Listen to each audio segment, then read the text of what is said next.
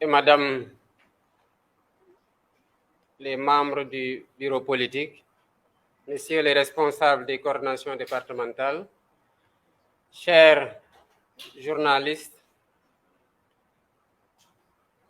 nous voudrions aujourd'hui, comme vous le savez, le commande l'actualité, nous entretenir avec la presse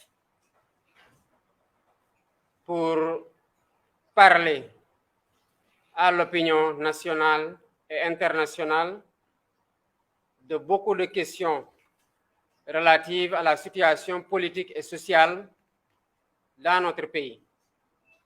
Mais je voudrais avant tout saluer la presse et lui dire le soutien de Pastef les Patriotes. À travers elle, encourager votre confrère Pape Alé Niang et toute la presse debout, particulièrement les journalistes d'investigation qui informent le peuple sénégalais sur les scandales qui plombent le développement économique et social du pays. Le Sénégal a besoin d'une presse comme ça, d'une presse libre et debout, d'une presse à cheval sur la déontologie journalistique, d'une presse qui fait de la liberté du devoir d'informer et de la concession du service public de l'information un sacerdoce. Les menaces, les intimidations ne doivent pas et ne doivent en aucun cas triompher sur ce devoir d'informer juste et vrai. Les menaces et les intimidations ne doivent pas avoir pour résultat ultime et sur fond de terreur de bâillonner la presse. Voilà pourquoi nous exigeons du gouvernement du président Macky Sall de mettre un terme aux violences notées sur la presse et à l'intimidation exercée sur les journalistes. Il n'y a pas longtemps, une de vos consoeurs a été brutalisée et c'est la énième fois que le régime du président Macky Sall se comporte de cette façon avec les journalistes. Au-delà de la presse, je voudrais saluer la résilience du peuple sénégalais face aux conditions économiques et sociales sous lesquelles il ploie. La vie au Sénégal est devenue excessivement chère et les Sénégalais ne la supportent plus. Le peuple sénégalais est perdu devant l'absence de solutions ou devant les fausses solutions proposées par le gouvernement, à savoir des baisses annoncées qui ne s'arrêteront que sur le papier. On se rappelle il n'y a pas longtemps, c'est juste pendant les élections ou un peu avant les élections législatives, le ministre du Commerce avait sorti un arrêté pour fixer de nouveaux prix. Nous savons tous que sur le marché, cette baisse sur le papier n'a pas été suivie d'effet sur le terrain. On se rappelle en 2014, il y a eu une loi sur la baisse sur le loyer. Le résultat, nous le savons tous en tant que locataires. Les bailleurs se sont arrangés pour rompre les contrats avec les locataires, ont reçu de nouveaux locataires et en ont profité pour augmenter le loyer. Donc, à la place d'une baisse, c'est une augmentation qu'on a eue comme résultat. Mais pour masquer ces carences et cacher ses limites, à trouver des solutions aux difficultés quotidiennes, le régime du président Macky Sall multiplie les bavures et les bravades, défigurant ainsi le visage jadis envié de la démocratie sénégalaise. On note quoi? On note des arrestations tous azimuts de lanceurs d'alerte et d'activistes pour des délits d'opinion. On en est arrivé au Sénégal à ce qu'une personne puisse être placée sous mandat de dépôt juste parce qu'il a partagé une satirique avec 3 emojis. les réseaux sociaux sont devenus un terrain de chasse pour le gouvernement. Brimade, brutalisation, comme je le disais tantôt, de journalistes et donc tentative de musulmans de la presse debout. À cela, on note ou s'ajoutent les tortures exercées sur les personnes arrêtées, dont certaines, comme nous l'avons noté dans un passé récent, ont perdu la vie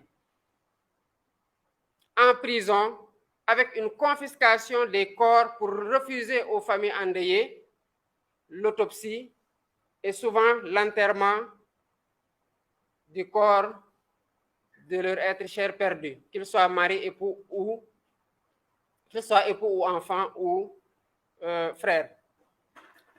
Les opposants, sous des prétextes fallacieux, sont obstinément disqualifiés des compétitions électorales. On se rappelle de ce qui s'est passé lors des élections législatives, inédit au Sénégal. S'ils ne font pas l'objet d'une liquidation systématique acharnée, alors même qu'ils ne sont condamnés par aucun tribunal, il suffit qu'une marche soit annoncée ou qu'ils soient convoqués par un tribunal pour que leur domicile soit quadrillé, bunkérisé, comme s'il s'agissait d'une traque à des terroristes, contre des terroristes, par les forces de l'ordre, de 4 h du matin à 23 h pour le cas le plus récent du domicile du président Ousmane Sonko, sur simple ordre de leur supérieur hiérarchique. C'est-à-dire que ce n'est pas un juge qui demande à ce qu'on limite les mouvements de tels citoyens pour telle raison, mais le juge délivre une convocation et attend que cette personne vienne lui répondre, et son domicile est quadrillé de 4 h du matin à 22 h le lendemain. Pour le cas du président Ousmane Sonko, moi-même, qui est sud, son proche collaborateur dans le parti, comme d'autres membres du bureau politique, d'autres alliés, nous avons été interdits d'accès sans aucune explication face à cette entrave grave à la liberté de mouvement et de déplacement. Les arrestations et les séquestrations de citoyens se poursuivent de plus belle, sans convocation préalable. Elles sont aujourd'hui érigées en règle. On a vu en 2021 des milices sévir en toute impunité aux côtés des forces de l'ordre. Elles sont désormais institutionnalisées sous le couvert de l'agence de sécurité de proximité rattachée au ministère de l'Intérieur. Autant dire que le Sénégal va à la dérive et nous le constatons tous.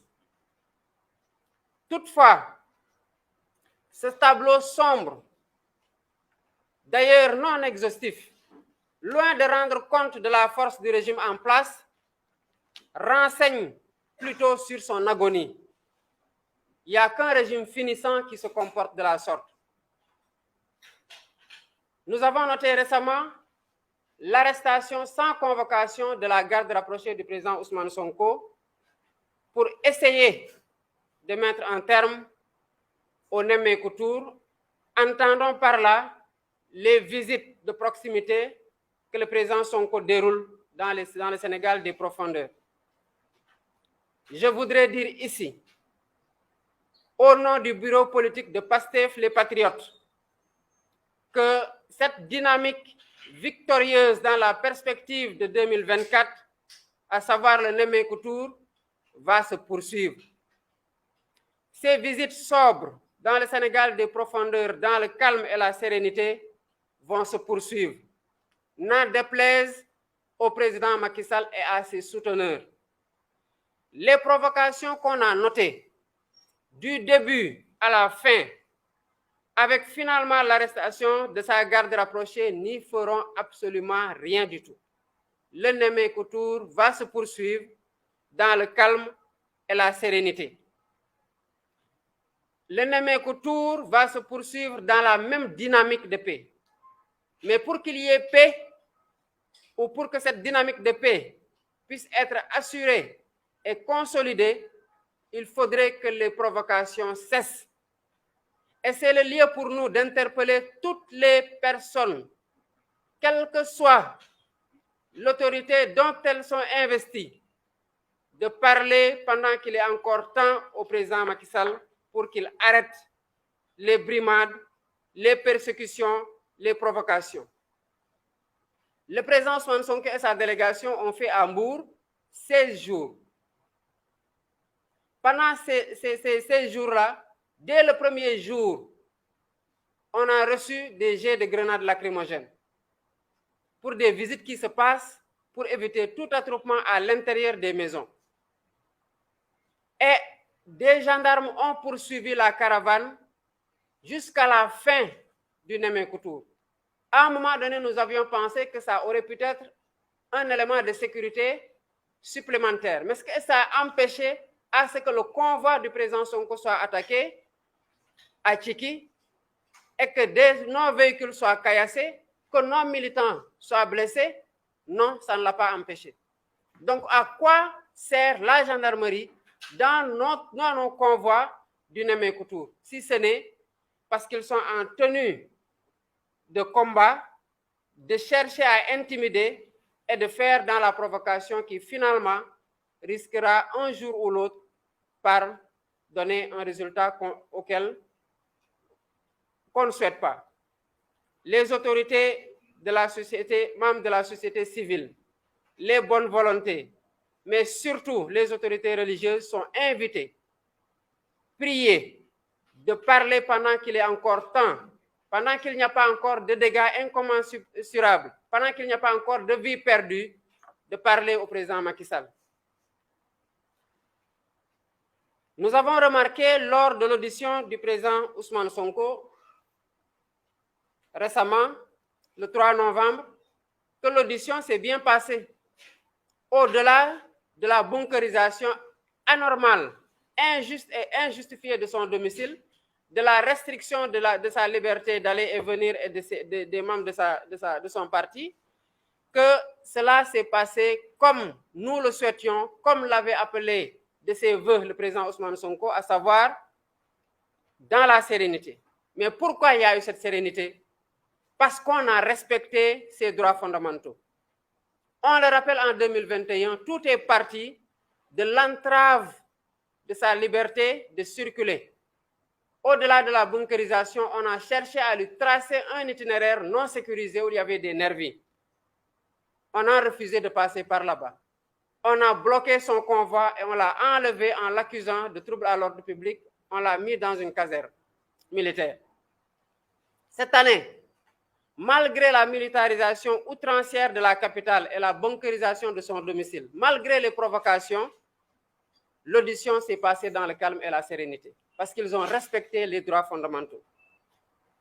Tant qu'il en sera ainsi, pour n'importe quel leader de l'opposition, les choses se passeront normalement. Mais quand il y aura déni des libertés fondamentales à un Sénégalais, quel qu'il soit, les problèmes surgiront sans même qu'il y ait un appel quelconque. Encore qu'il n'y a jamais eu appel, dans le sens où les événements de mars ont eu lieu, c'est le déroulement normal de l'excès de colère de la population qui commençait à en avoir marre des dérives dictatoriales notées depuis quelque temps. Lors de cette audition, le président Ousmane Sonko a établi le complot dont il s'est toujours dit être victime. Au-delà de tout ce que nous savons depuis que cette affaire-là a éclaté, le président Ousmane Sonko a dit avoir mis sur la table du juge des pièces à conviction irréfutables dont jusqu'ici personne ne conteste ni l'existence ni la véracité du contenu. C'est ce dont la justice a véritablement besoin pour dire le droit, mais pas du sang du président Ousmane Sonko dont rêvent certains pour aller voir on ne sait qui. Une chose est sûre, le parti PASTEF, les Patriotes, n'aurait jamais laissé le président Ousmane Sonko donner ne serait-ce qu'une demi-goutte, d'une demi-goutte de son sang à des personnes qu'il accuse, preuve irréfutable à l'appui, d'être impliquées dans un complot visant à le liquider politiquement. Et il ne le fera jamais. Si la justice veut une manifestation dans toute sa splendeur de la vérité, du complot en cours, au-delà des éléments qui ont fini par fonder l'intime conviction du peuple sénégalais qu'il a défendu vaillamment et la sortie des griffes du monstre, il n'y a qu'à déclassifier le rapport que le président Ousmane Sonko dit qu'il le disculpe totalement, qu'il dit avoir mis à la disposition du juge. C'est dans cette logique d'ailleurs que notre parti, Pastef les Patriotes, a saisi l'Assemblée nationale pour demander que ce rapport-là soit déclassifié et mis à la disposition du peuple sénégalais qui a besoin de savoir. Parce que quand même, combien de dégâts et de morts n'avons-nous enregistrés en raison de ces événements-là? S'il peut être établi par la déclassification du rapport allégué que le complot est vrai et vérifié et que les personnes qui sont citées sont réellement impliquées, aucun secret ne doit entourer le voile, aucun voile de secret ne doit entourer ce rapport-là et qu'il ne soit pas mis à la disposition du peuple sénégalais. Et l'Assemblée nationale doit agir dans le sens de demander la déclassification du rapport et de mettre en place une commission d'enquête parlementaire. Pour nous, elle est inévitable pour situer les responsabilités et sanctionner les comploteurs qui, par leur vile action, ont causé la mort de 14 jeunes Sénégalais, sans compter les dégâts matériels et les amputations. Le Sénégal est devenu une terre à scandale. Certainement pour masquer tout ça, le pouvoir ne se gêne pas d'être dans la provocation systématique d'arrestations arbitraires. Mais le dossier des 45 milliards, qui est une énième forfaiture sur fond de grand banditisme d'État, de surfacturation selon l'enquête à hauteur de 20 milliards, ne doit pas être passé aux oubliettes. Il ne faudrait pas qu'on habitue le peuple sénégalais, quelle que soit l'ampleur du scandale, qu'on n'en parle que 3 ou 4 jours et qu'on passe à autre chose. Parce que dès qu'on passe à autre chose, il se prépare encore à commettre d'autres faits plus graves, d'autres scandales plus graves. Et c'est ce qu'on est en train de voir. Si on se mettait aujourd'hui de mémoire à énumérer les scandales, je ne dis même pas depuis les 10 ans du règne du président Macky Sall, mais sur les 2 ou 3 dernières années, on verra qu'on ne s'est jamais arrêté de voir que l'État ou le régime est impliqué dans des scandales. Après le bradage de l'assiette foncière de l'hôpital Le Dantec, nous voilà devant un marché de gré à gré sur 45 milliards d'achats d'armes confiés à un ministère qui n'en a pas les prérogatives régaliennes. Et les Sénégalais ont tous entendu le gouvernement tenter laborieusement de nous mettre dans la tête que c'est dans la normalité, la plus totale, après avoir échoué à servir le secret d'État pour masquer le forfait. C'est exactement comme ça qu'ils avaient fait lors du scandale du pétrole. Qu'est-ce qu'ils avaient dit? Il n'y a pas encore de goutte de pétrole, alors qu'on sait que les contrats sont signés maintenant. Pourquoi on n'a pas attendu qu'il y ait goutte de pétrole pour signer les contrats? Parce que les contrats signés à cette étape-là sont ceux qui vont régir comment la goutte de pétrole va être distribuée.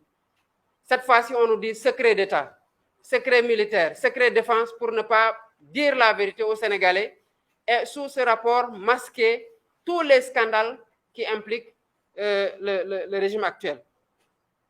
C'est pour ça qu'après avoir félicité les députés de la mouvance de l'opposition, notamment de la coalition Yewwi Askan Wi, où le frère Abbas Fall a demandé la mise en place d'une commission d'enquête parlementaire sur l'affaire des 45 milliards d'achats d'armes par le ministère de l'Environnement, nous les encourageons à faire pareil sur le scandale de l'hôpital Le Dantec. Le scandale est encore en cours. Ce n'est pas parce que les Sénégalais se sont indignés une semaine que c'est fini. on doit poursuivre jusqu'à ce que ce soit totalement élucidé et seule l'Assemblée nationale peut permettre de mettre la lumière totale sur ces affaires qui ont secoué récemment la République.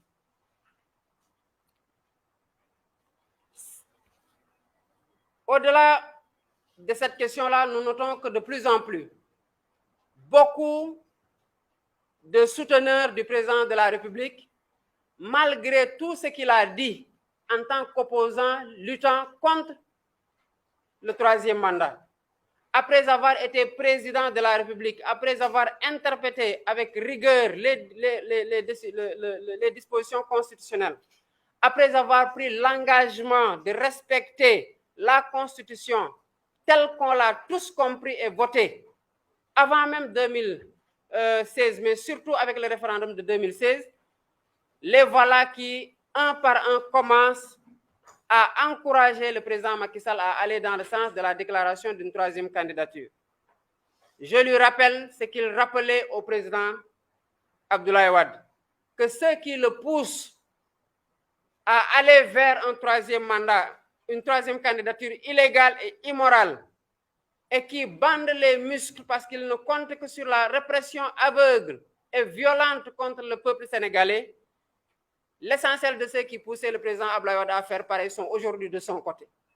Donc ils le lâcheront, qu'ils le comprennent et qu'ils n'engagent pas le Sénégal dans un sentier sanglant d'un troisième mandat que personne n'acceptera, parce qu'il n'y aura pas de monarchie au Sénégal. Et en reprenant simplement ses propos, on se rend compte qu'on peut s'en tenir allègrement à tout ce qu'il a dit pour lui opposer ses propos avant qu'il ne soit président et pendant qu'il a été président jusqu'en 2016 au référendum de révision constitutionnelle.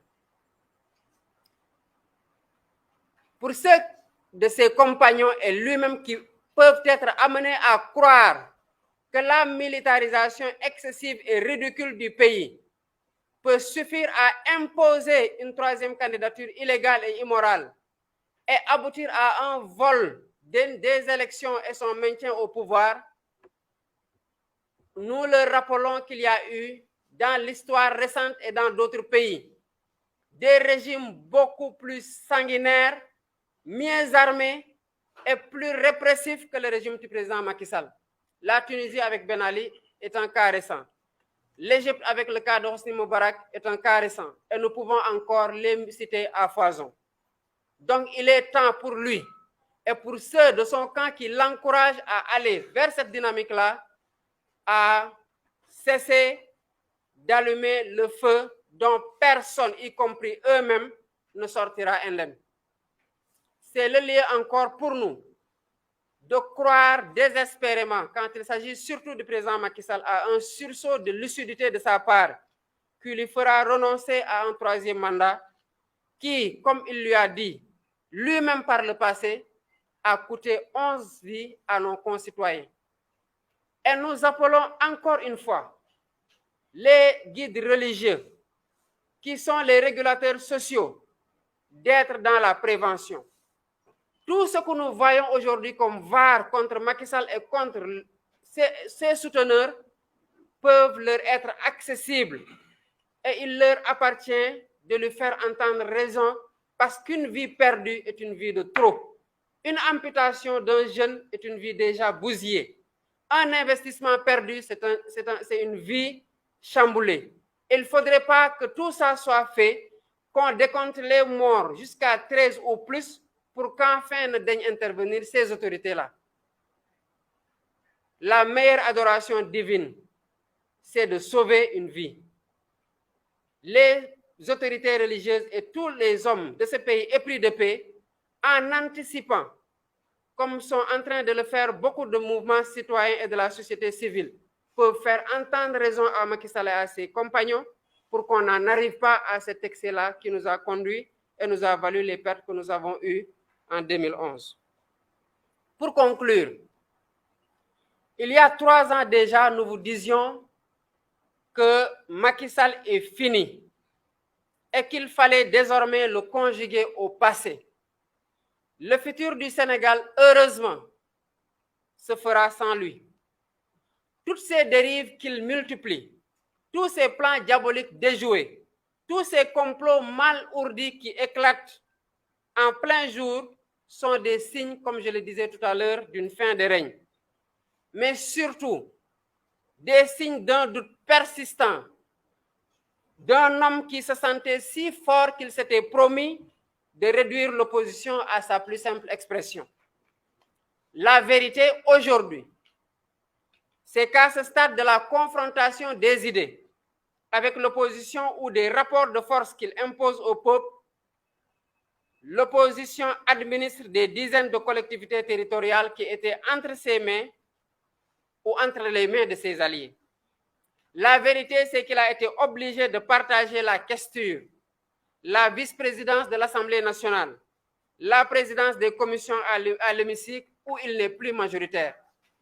Donc, tel est réduit à sa plus simple expression qui croyait réduire l'opposition à sa plus simple expression.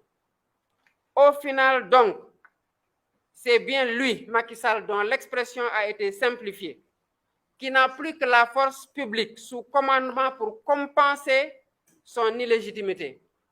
Dans 15 mois, il sera mis hors d'état de mal agir. Il ne compétira plus, car comme lui-même le disait, la Constitution est très claire là-dessus. Il ne faut pas qu'on fasse de la spéculation intellectuelle. La Constitution est très claire, fin de citation. Le voici aujourd'hui le même homme qui cherche désespérément à interpréter la Constitution pour s'éterniser au pouvoir en obtenant un troisième mandat et certainement, si cela se faisait, de faire sauter le verrou de la limitation des mandats. Triste fin d'un homme obstiné à sortir par la petite porte de l'histoire en ayant déjà aligné des dizaines de cadavres de ses compatriotes qu'il projette encore de durement réprimer pour avoir sanctionné son bilan famélique, résultante logique d'une vision peu ambitieuse qui, comme disait l'autre, n'a jamais dépassé Diamniadio. Chers journalistes, je vous remercie. Merci bien, camarade frère Bassirou Diomaye Faye, secrétaire général du Pastef les Patriotes. Avant de donner la parole à